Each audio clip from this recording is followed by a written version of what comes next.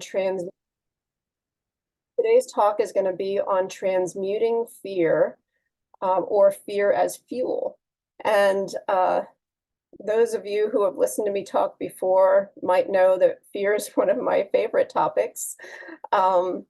Actually, transforming fear and how to do that is one of my favorite topics, overcoming fear. And joy, as is a perfect, balance for that. So I want to come back to the daily word. But this talk was inspired by a man named Michael Sandler's School of Mystics talk on YouTube. He did a talk called Fear is Fuel, and I used that as well as my own experiences as inspiration for this.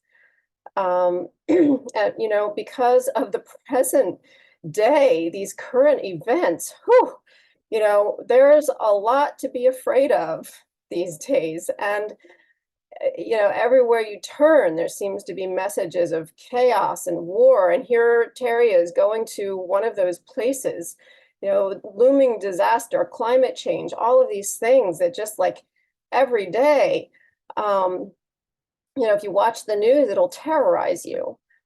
And it's always been that way, but it seems like it's getting worse. Is it only me? I mean, yeah, it's something is definitely happening.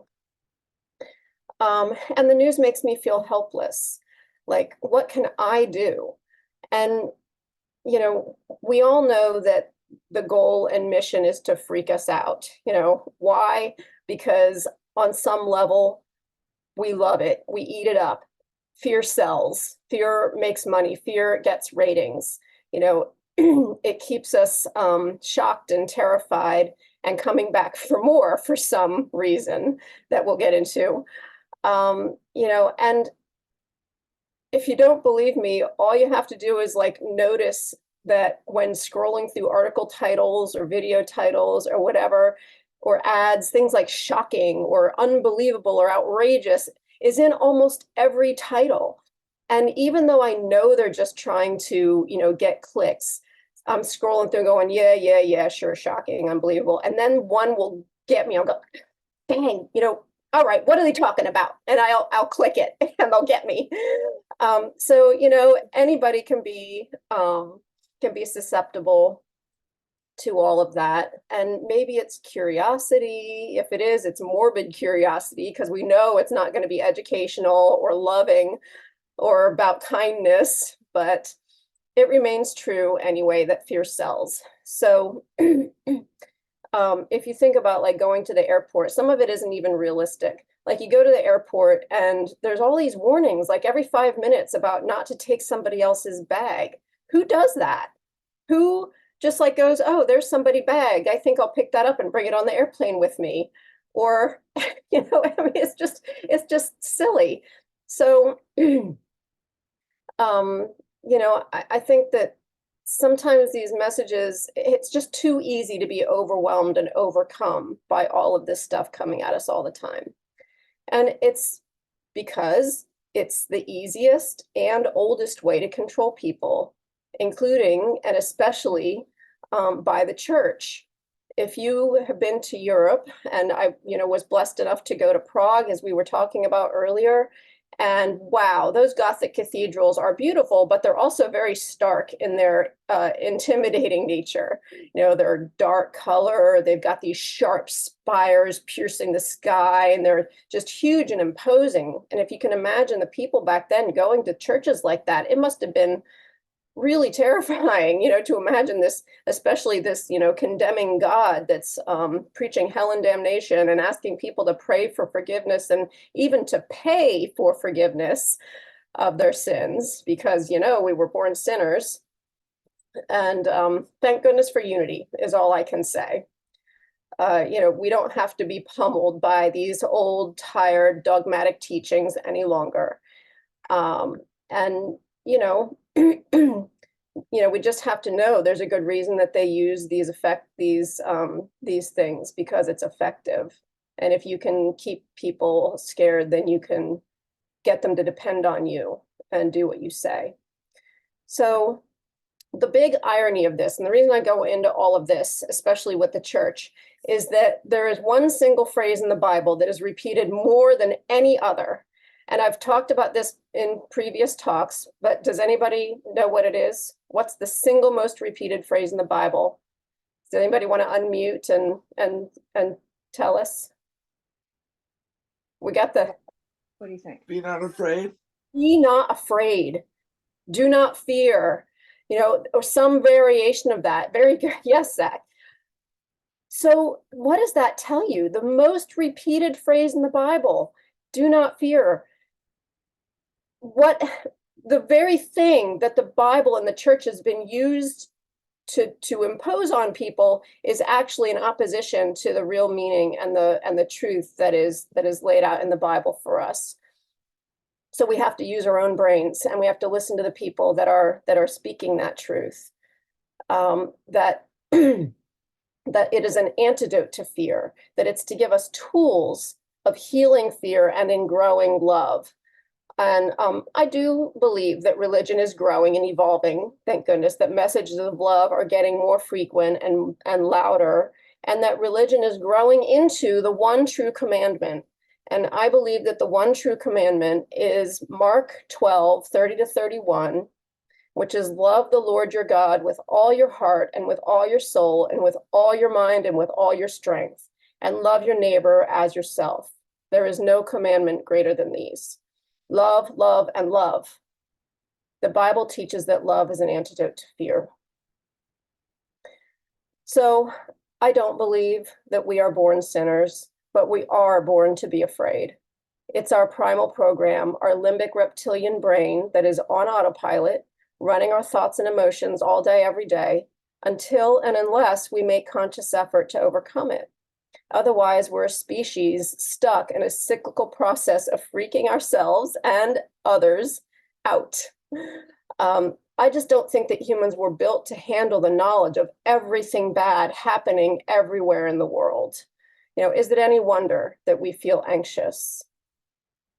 So here we are in these scary times where we don't even have to make stuff up. Scary things are happening every day. And I love quotes. And Bono from U2, in his wisdom, said, wherever there is darkness, there is tremendous opportunity for the light to burn brighter. Tremendous opportunity. And I think that that is what we are being offered. This is a time to transform fear, to alchemize fear and darkness into light energy, to refuse to succumb to their vision. You don't have to buy what they're selling. When I say they, I mean any message that you see or hear from anywhere, from anyone. The news you're watching, the highway signs, the announcements that are so much a part of our daily lives that we hardly notice. And even somebody that you're talking to whose energy is in fear. That is an opportunity, a tremendous opportunity, even to become aware of what's going on, because awareness is a miracle. To, one, refuse to go down that wormhole, and two, to bring that person some comfort, whoever it is in front of you. You are a light warrior. I really believe that all of us came in at this moment in time to fight this fight against fear and aggression. And of course, when I say fight, I mean in Martin Luther King's words of wisdom, another quote, darkness cannot drive out darkness, only light can do that. And hate cannot drive out hate, only love can do that. Those of us who hold higher beliefs know and understand how the golden rule operates in our lives. Treat others as you would like to be treated, because you also reap what you sow. And those people that amplify fear and react with aggression are creating more of that in their lives. And to me, that's worthy of compassion. Compassion for those people that are suffering and creating more suffering, and also reaping what they sow. And this group understands that dynamic because unity is exceptional, is on a path of waking up, lifting others up. We have access to knowledge and a perspective that really is pretty rare and that other people need. Maturing from the religion of old and the teachings of our parents and belief systems, going all the way back to the time when fear was all anyone knew.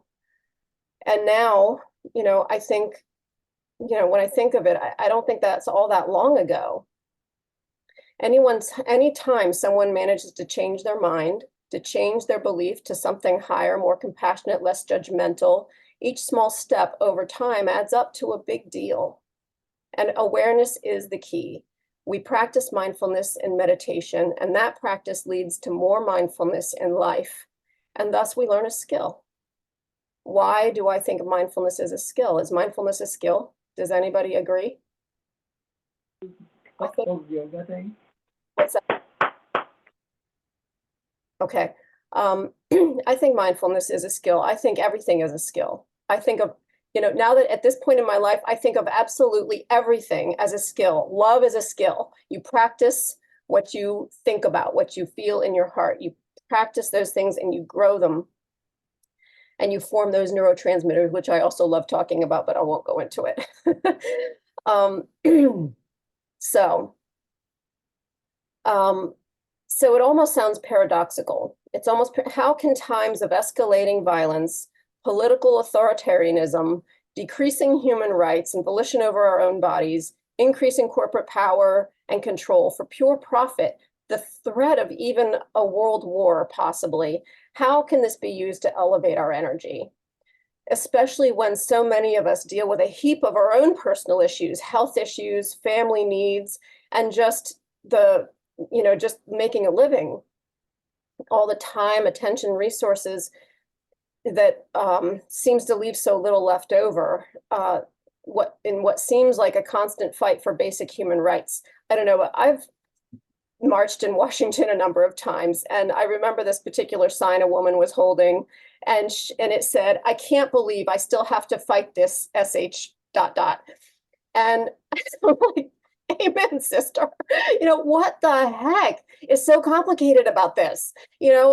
Everybody wants the same thing. We all want peace and love and safety in our lives. It's tiring. I get the emails and I sign the petitions. I'm like, oh, for crimini's sake, they're going to take away this natural medicine and that supplement. And it's easy to feel helpless, people. It really is. It's easy to feel helpless. And I believe it doesn't have to be, and it shouldn't be a fight every day, because I realize I feel more depleted when I go down that path, when I feel this discouragement. I just feel depleted and I have less to live and less to give. So I think it's critical, again, to use fear as fuel, to become aware of when fear is overcoming you and choose to ignite your faith with power and force. Things that you believe and grow into knowledge, you practice those more than the fear, and you'll grow love, love, and love.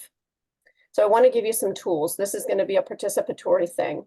And if you want to, you can grab a pen and paper or your phone or just something to take some notes, because I want everyone to think of statements that you can make in those moments when when you feel that fear, when you need some upliftment, and to give it to yourself.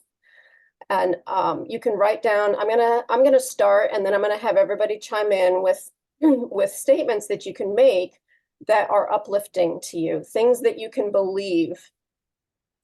Um, so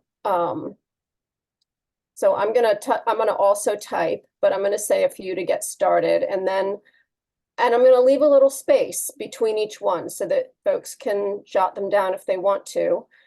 And as you speak, and I think I'll just go ahead and if I can unmute everybody, or just unmute yourself. Whoops, what did I do? I lost you. Okay, sorry. Okay, so here's one. I am in the flow. I know I am in the flow. I am a child of love. I know that everything is happening for a reason. What you got?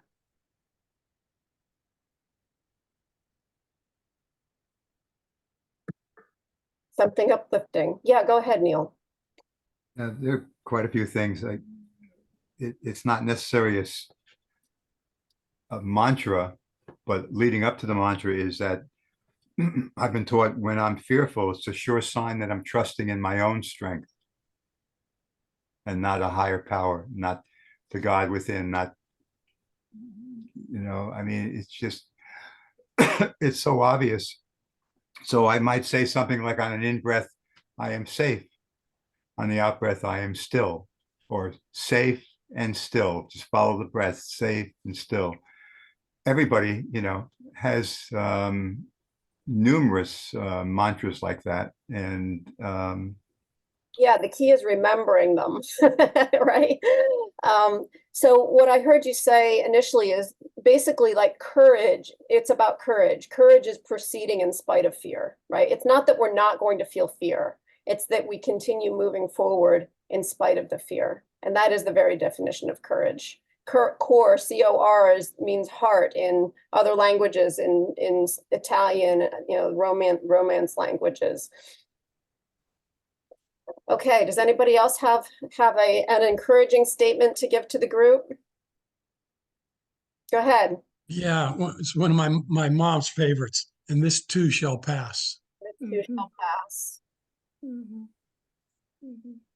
And of course, in miracles, Jesus teaches that only love is real. God is love, and we are God's child. So we are love. To allow fear to enter our lives is to give up that belief or allow it to be challenged without redress or denial. Yeah, wonderful. Challenge fear. This is only a bump in the road. Yes, it's temporary. Everything is temporary. This is only a bump in the road. Anybody else? Well, I wrote down something that's basically what's been said, but I just wrote down, I'm designed for love. You know what? It's okay to have things that are phrased a little differently. I've noticed in my life that sometimes I'll hear something that I already kind of know, but said it in a way that kind of strikes a chord in me. So I don't think it can be said often enough. And this is something that I get from, I've heard several different ways that imagination is something that belongs to all of us. Imagination. Yes, to use our imaginations. Imagination is something that belongs to all of us. Yeah. Wonderful. So that's about using the creative process. That's perfect. That's exactly what I'm talking about. John, I think you had your hand up. Thank you so much for the opportunity.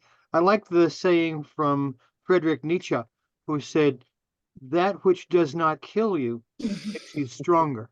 Oh, I didn't know that was. That's a fallback position I have used and relied upon on occasion. Mine is always the Lord is my shepherd. I just Mary. Go to that whenever I feel afraid or upset or worried. And I try to practice the presence of that psalm because that seems to comfort me. Yes, Neil. I just This thought is Mary on the telephone. Oh, Mary. I'm sorry. This is Mary on the telephone. Can you guys hear me? Yes. Can you hear me? Yeah. Excellent. So I had a couple, Patty. I love, that you said that's like your chorus. And so mine is love, love, love, do, do, do. So as a singer, that's what I do. I try to stop myself. My hardest thing, Mel, and I hope you talk about this a little bit, is how to stop myself when I'm in that fear and actually say, hey, wait a second, I'm feeling fear here, instead of just jumping on that boat, because it's so powerful for me. And then before Mel continues with that, John, I love that you quoted Nietzsche. I never knew that was Nietzsche, but I wanted to add to that some humor, which also helps me. So John, what did Nietzsche say again? And I'll counter it. Thank you. He said, that which does not kill you makes you stronger. And to quote some of my favorite people, Monty Python, I'm not dead yet. Yeah, humor is a great counter for fear, isn't it? Yes, Neil. I got one more, especially when you think about humor counteracting fear. I always like to quote Mark Twain, and you guys know this one. I've experienced so many terrible things in my life, and some of them actually happened. Mhm. That's right. A lot of it was worry, right? Great. It really speaks to the power of our imaginations for the better or worse, right? Mhm, Yes, Leon, please. Well, I'm a little different. More confrontational, I guess. Sometimes I just think I deserve better than this, and what can I do about it? So, action sometimes overcomes your fear. So, Yeah, yeah, take action. I love it. All of these things shift the energy. You see, it's all about shifting the energy or shifting out of the fear energy, and you're using your minds, the power, the incredible power of our minds. Is that it? Does everybody? I have one more. Okay, please, Jane. This is actually Neil's favorite too. Everything is in divine order. Whenever I get into that weird place, I just go there and it helps. It just lifts everything. Yeah. That is. And there's also a quote that people forget, but I grew up with it because my mother adored him. Franklin Roosevelt, during the depths of depression, the only thing we have to fear is fear itself. People forget that, it's fear is this ephemeral thing, as you say, that gets us, and we just have to sort of let go of it somehow. Beautiful. Beautiful. I thank you for that. Yeah, I really believe that, Jane. I've been to the FDR Memorial and he has such powerful quotes, but the only thing that we have to fear is fear itself. So we can take these reminders and the very words of the Bible to focus our minds on love for each other, for ourselves, and to transmute that fear. Your body follows your mind. This I know. Wherever the mind goes, your body obediently experiences the cascade of neurotransmitters and hormones and emotions, and it's a continuous feedback loop. And the more you think it and feel it, the more you believe it. And I've learned now how to turn myself around. And do I always? No. Do I in every moment? No. But that's not the point. The point is to build the habit, to build the skill, and all of these beautiful things that you guys have, you all have these tools that we just shared with each other, is that the more often you remember to do it, the easier it gets. You get better at what you practice, and you're practicing something every second of every day. So each time you feel yourself going down that rabbit hole is an opportunity, a tremendous opportunity to become aware, to tell yourself the truths that we spoke out loud to each other. We humans need tools, and awareness is the key to changing our minds. So I have a couple, and we also have the idea of walking in faith, right? The Bible tells us to walk in faith. So I have a couple of stories from my job. And for those who don't know, I'm called an orientation and mobility specialist, which is a very niche profession. Nobody hardly ever knows what it is. So I'll just say briefly that my job is to teach people who have lost vision how to get around independently, usually by using a white cane and teaching skills for how to regain independence. So there's a couple of experiences I've had during my time doing this. It's been almost 30 years, going on 30 years now. But there was an elderly lady I was teaching in a department store, let's say Walmart, and she was on an independent shopping trip. And she had a list of things, and she got some help from the employee, and they were going around. And I was waiting by the door for her, and it had been a good 45 minutes. And I'm like, her list was not that long. And I started to get worried. And then I realized there was a second door. I'm like, I forgot to tell her which door. And I started worrying that she was, had gone to a different place. And all these things are going through my mind, all these fear thoughts, right? Something's gone wrong. So I don't know what gave me this idea, but I just put it out to spirit. I'm like, where's Catherine? And I kind of, without thinking, just stepped away from the wall and I started walking. And before long, I felt this energetic pull on my right side. It was very distinct. And as I got to the end of the shelf that I was following, I looked to the right and there was Catherine. I'm like, wow, that worked. Okay, so I found my lady. And I'll tell you one other briefly. There's others, but there was another lady I was working with in Metro, and it was Metro Center in DC. It was very crowded. And I was trying to give some space because she was learning how to be more independent, and I didn't want to be right near her so that people would think I was helping her. So I was about 15 feet away. I was leaning against the side of the escalator, and there was a man standing immediately to my left, so I couldn't see her at all.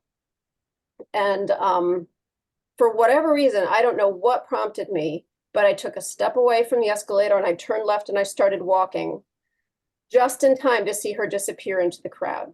She had asked someone for help and she was walking away and following him to look at a map or something. I don't know what, but if I hadn't moved at that moment, I would have lost her in that crowd. So I feel like, God is helping me, spirit is helping me, our angels, whoever it is, we're being helped, all of us like this in every moment, and if what was the commonalities in these and other experiences I've had is that I just didn't, I just acted. And I think of that as kind of as a type of walking in faith. And I think we all have that connection. It's all possible for all of us to do this. And maybe you all have had your experiences too. I don't know if we have time to share stories. I am very bad at keeping track of time. So I'm good. Okay. Does anybody have want to share a story of walking in faith? Some peak experience you've had, something where you really felt connected? Yeah, go ahead, John. Thank you. Many years ago, I was in the Army and we had some jungle training. I was with the 82nd Airborne Division. And on this jungle training, we were hiking through the jungle and everybody said, don't go through the mangrove swamp, because not only was it unpleasant, but there were clouds of mosquitoes. Anyway, navigating through, where do you think my squad went? We went through the mangrove swamp. And at one point, getting out of the swamp, it was at night. We were navigating with compasses. And I was looking at the compass of the guy in front of me. We unfolded the compasses so that there would be a little green light to follow at least. Well, I fell off a ledge and it felt like it was about 8 or 10 feet down. It felt like a long time before I hit the ground. And that was really scary. Well, the next day we passed through that same trail again, and I saw that ledge I slipped off was only about 3 or 4 feet high. It wasn't that great distance, but in the dark, my fear had amplified it. So the result was that, okay, well, that wasn't so bad. You sometimes go through things, you approach a new task and you say, oh my goodness, I'm full of fear about this. What's going to happen? But then once you get through it, well, it wasn't so bad. Mm. Except the 82nd Airborne Division was worse than I thought it was going to be. That was the only one. Okay. Thanks for the opportunity. Of course. No, thank you for the story. Yeah, boy, nothing can be scarier than actually being in a physical battle. What a situation. That truly would make you stronger. To go through something like that, the rest of life would seem easy by comparison.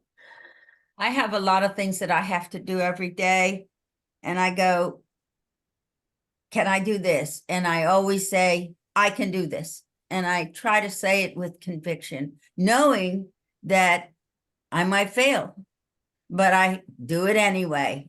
Every single thing all day long that I have to do that I've either not done before or that I haven't been trained to do very well. This is both in my work and family, but my mantra is I can do this. And that has changed a lot for me. I can do this. That's a good one to add to our list. I can.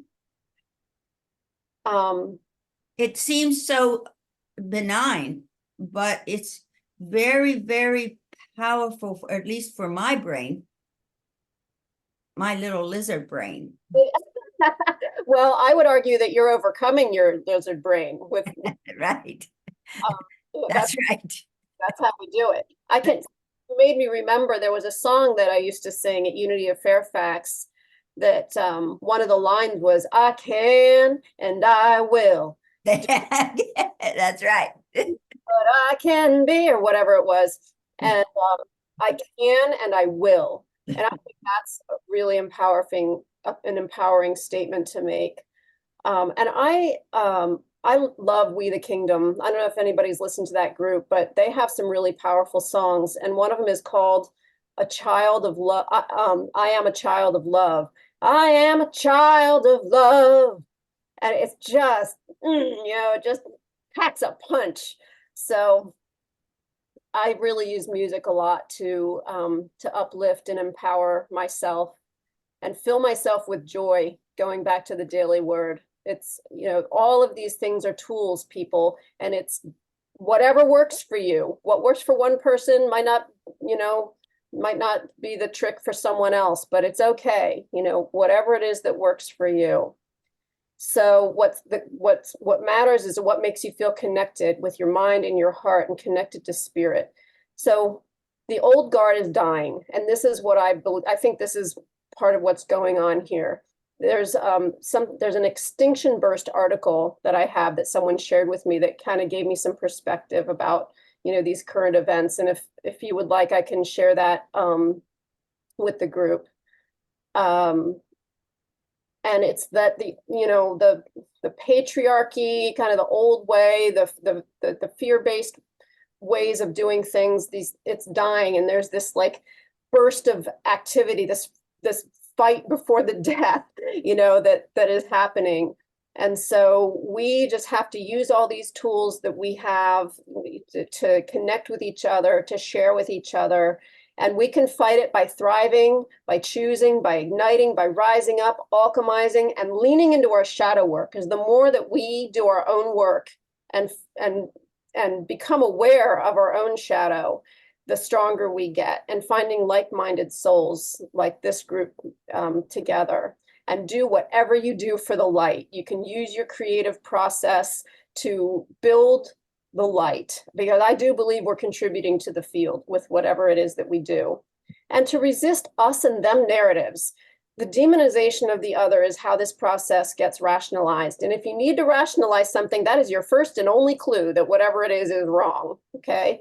Just recognize the light of our true nature, a recognition of the spiritual nature of the other. And that includes all those people making all these problems out here, because it's love.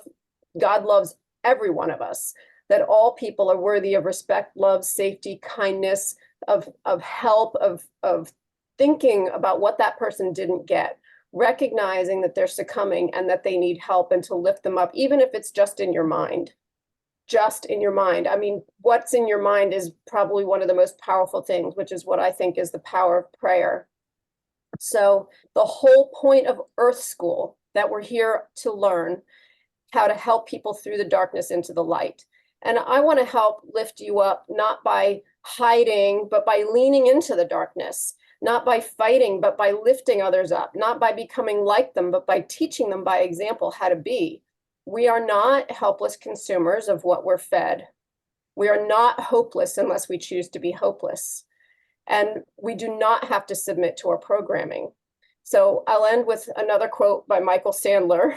He's a lot of fun, by the way. He sends out an email called The Daily Woohoo.